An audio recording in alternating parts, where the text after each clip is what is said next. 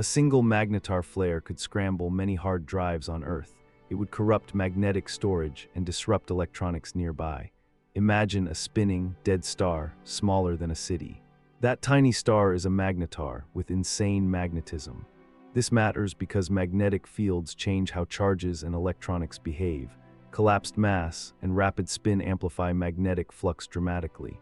So magnetars pack huge magnetic energy into tiny volumes. So magnetars combine compact mass with extreme magnetic power. A silver-blue star spins, its crust like cracked glass. A magnetar is a neutron star with an ultra-strong magnetic field. This matters because magnetic intensity dictates interactions with matter and devices. Rapid rotation and a tiny radius concentrate magnetic flux enormously. Turbulence during formation twists field lines into chaotic structures. One measured magnetar reaches about 10 to the 15 Gauss at its surface.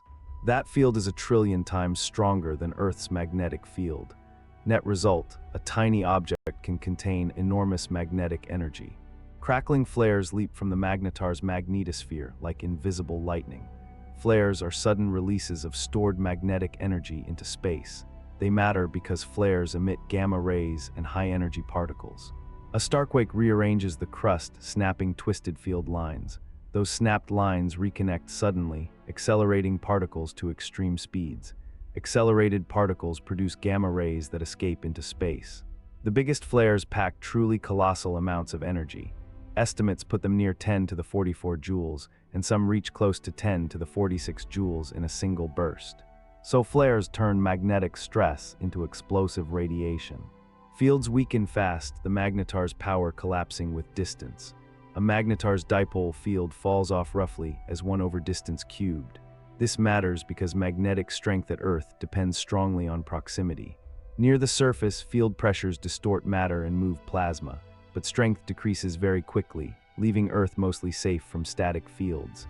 Only extreme eruptions or high-energy photons affect planetary electronics from afar.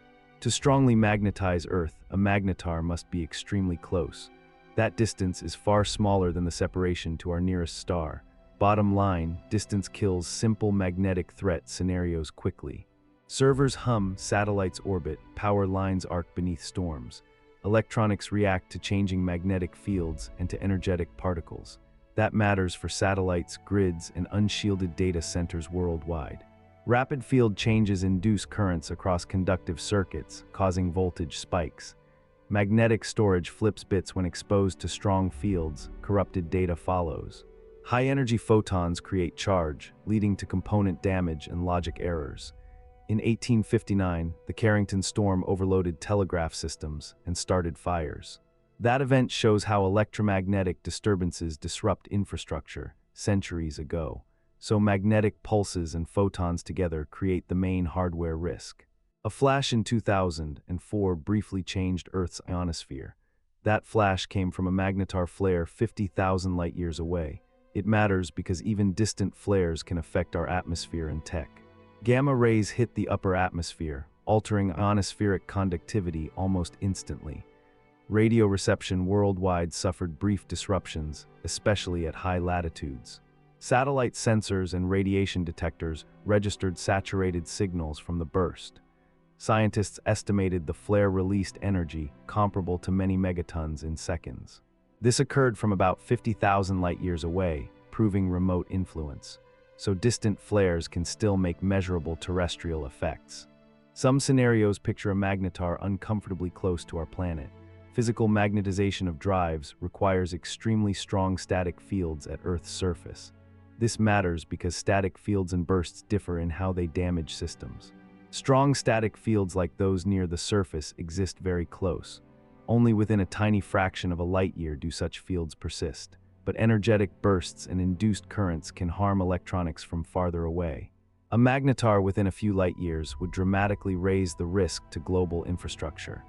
However, finding such proximity is extremely unlikely given current stellar distributions. So global data wipe scenarios require unrealistic proximity and are very improbable.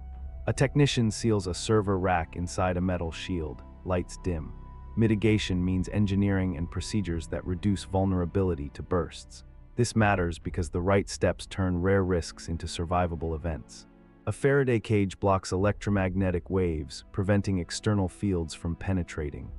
Redundant offline backups and geographic distribution stop single-event data loss.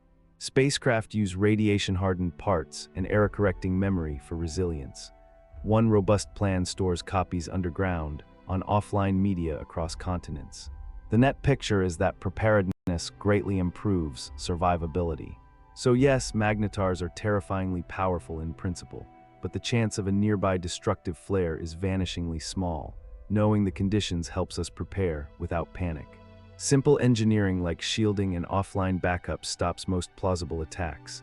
If you act today, make one offline copy of your most important files. We began with a bold claim, and now you know the real conditions. If you enjoyed this cosmic thought experiment, consider subscribing for more.